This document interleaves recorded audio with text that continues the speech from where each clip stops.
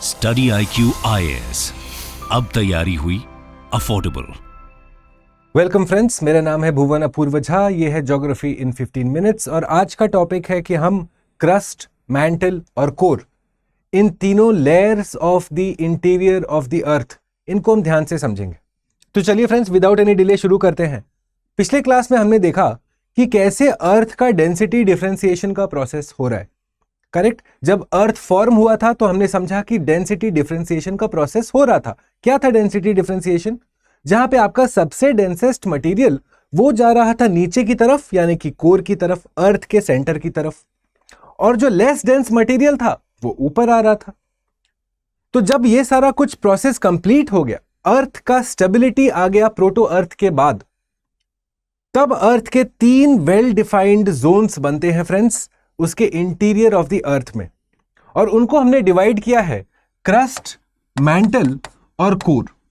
Okay, मतलब core में सबसे ज्यादा डेंसेस्ट मटेरियल डेंसिटी डिफरेंशिएशन के चलते, और क्रस्ट में सबसे लीस्ट डेंस मटेरियल।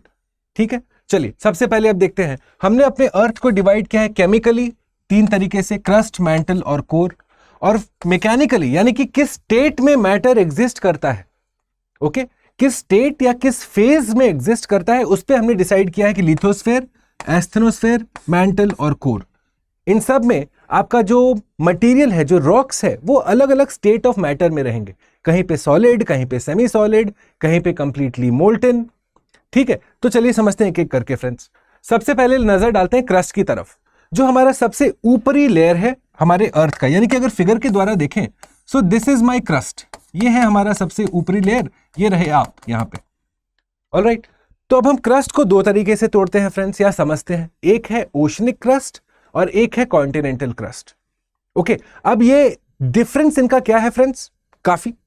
इनका विड्थ का डिफरेंस है, कौन ज्यादा डीप है, इनका डेंसिटी का डिफरेंस है, और आप देखेंगे कि इनके डिफरेंस के चलते ही हमारे सरफेस के ऊपर लैंडफॉर्म्स क्रिएट होते हैं।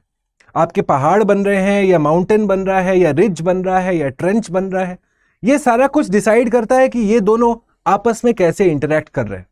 ओके, तो आपका डेप्थ के हिसाब से अगर हम देखेंगे तो हमारा कॉन्टिनेंटल क्रस्ट डीपर रहा ओशनिक क्रस्ट से। ये रफली 50 से 70 किलोमीटर होता है, और ओशनिक क्रस्ट रफली 5 से 30 किलोमीटर तक होगा। ओके, तो ये फर्स्ट था आपका डिफरेंस, द डेप्थ। अब आप देखिए, जैसे जैसे आप सरफेस के नीचे जाना चालू करोगे फ्रेंड्स, आप देखेंगे आपका टेम्परेचर बढ़ता है। करेक्ट। कोला बोरहोल जो आपका रशिया में है, 12.2 किलोमीटर तक हमने ड्रिलिंग करके हम लोग पहुंचे हैं अर्थ के अंदर। तो वहां पे ये ऑब्जर्वेशन आया था कि जैसे जैसे आप 1-1 किलोमीटर नीचे जाना शुरू करते हो, आपका टेम्परेचर घटना चालू करता है भाई अप्रोक्सीमेटली 30 डिग्री सेंटीग्रेड। ओके, अच्छा, हमारे कॉन्टिनेंट्स जो बने हैं वो लाइटर सिलिकेट्स के बने हैं फ्रेंड्स। वो सियाल सीमा वाला कॉन्सेप्ट याद है जब स्कूल में पढ़ाया गया था? तो क्या है सियाल सीमा?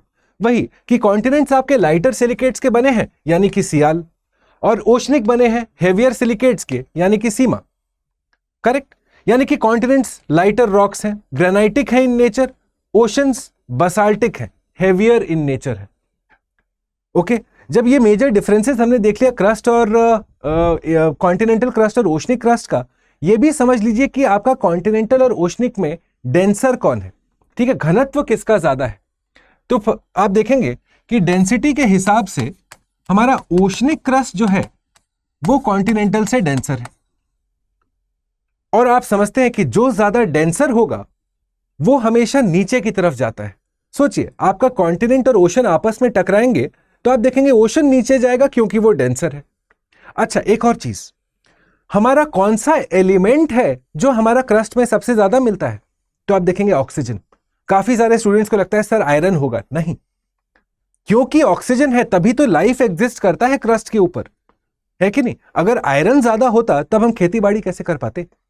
तो similarly you will find most common element है ऑक्सीजन, रफली 46%। ओके, अच्छा, अब आते हैं लिथोस्फेयर के ऊपर।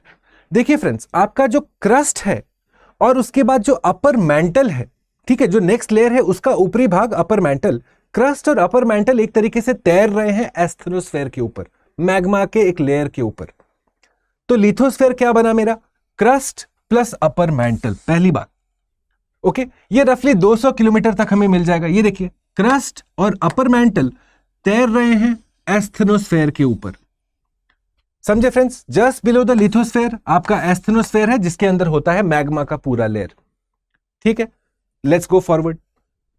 अब देखते हैं एस्थेनोस्फेयर के बारे में। लिथोस्फेयर के ठीक नीचे है, इसमें रहेगा मैग्मा। क्या होता है मैग्मा? एक soft plastic like in nature.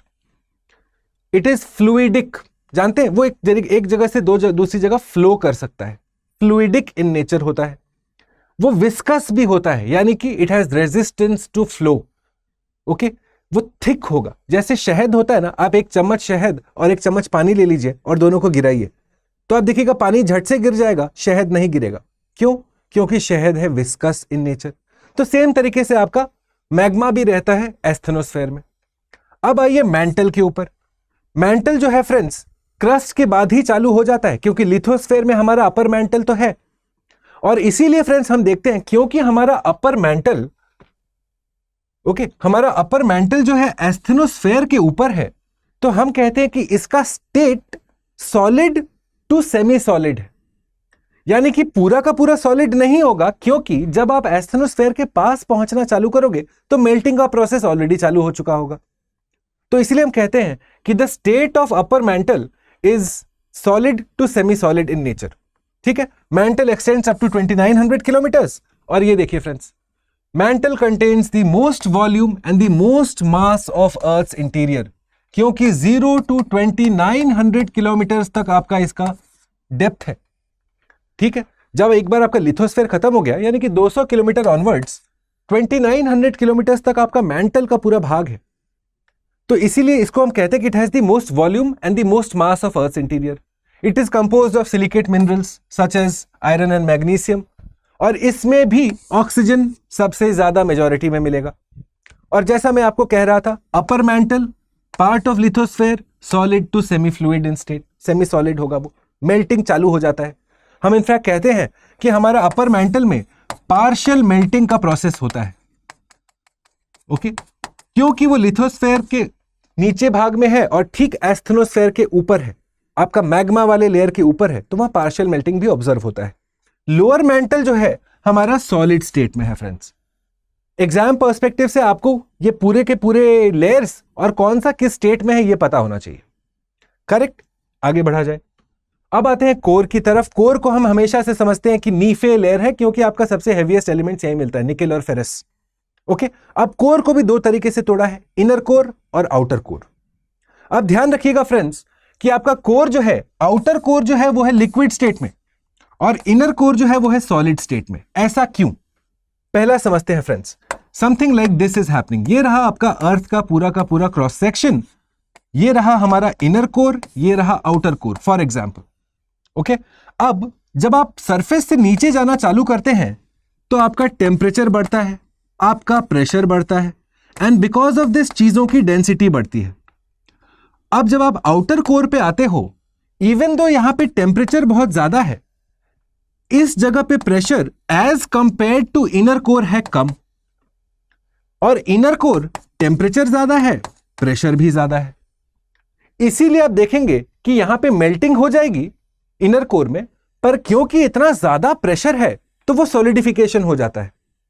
ऐसा समझिए, अपने घर पे आप वैक्स को मेल्ट करिए और उसके बाद उसको दोनों साइड से ऐसा प्रेशर डाल के चिपकाने की कोशिश करिए, आप देखेंगे it will solidify. Same process हमारे इनर कोर में हो रहा है। ओके, क्योंकि प्रेशर इतना ज्यादा है तो सॉलिडिफिकेशन हो जाता है, और क्योंकि हमारे आउटर कोर में प्रेशर कम है as compare to inner core, इसीलिए यहां पे सॉलिडिफिकेशन नहीं होता है। इसीलिए आउटर कोर रहा लिक्विड स्टेट और इनर कोर रहा सॉलिड स्टेट। कॉन्सेप्ट क्लियर हुआ friends? So this is it. Okay, it is in liquid state as pressure gradient compare to inner core is less. क्या है pressure gradient? Measurement of pressure as with distance. Distance के साथ pressure कैसे घट रहा है या बढ़ रहा है, वही है ग्रेडियंट। तो मैंने आपको बताया क्रस्ट से लेके कोर तक का सारा depth plus state change plus how it is arranged, right. जब ये सारे कॉन्सेप्ट्स पढ़ लिया फ्रेंड्स, अब आप देख लीजिए इनर कोर के बारे में। ठीक है, जैसा मैंने कहा सॉलिड स्टेट पे है क्योंकि यहां पे कंप्रेशन हो जाता है। ठीक है, और आप देखते हैं इनर कोर में रेडियो एक्टिव डिके हो रहा है, आपका प्लूटोनियम, यूरेनियम, इन सारों का रेडियो एक्टिव डिके हो रहा है, जिसके चलते हीट रिलीज हो रहा है।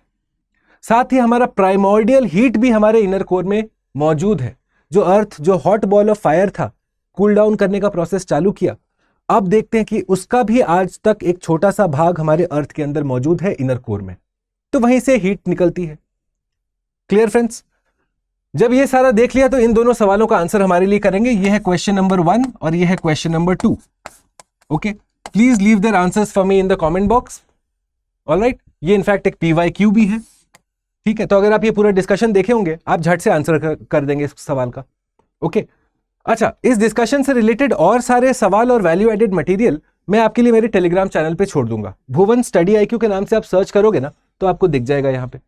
ठीक है, रेगुलर अपडेट्स, क्वेश्चंस, हर संडे हम क्वेश्चन डालते हैं ज्योग्राफी, एनवायरमेंट, डिजास्टर मैनेजमेंट से रिलेटेड, तो क्वेश्चन प्रैक्टिस के लिए तो जुड़ ही जाइए। कोई भी डाउट हो रिलेटेड टू जो भी हमने डिस्कस किया है, जुड़िए मेरे साथ मेरे इंस्टाग्राम हैंडल पे, सेम नाम भुवन स्टडी IQ के नाम से आप सर्च करेंगे, आप मिल जाएंगे। अच्छा, काफी लोगों ने पूछा है कि सर इसका PDF कहां मिल सकता है। देखिए फ्रेंड्स, ये PDF तो हम आपके साथ शेयर नहीं कर पाएंगे, पर आप हमारे साथ जुड़ सकते हैं हमारे GS क्लासेस में।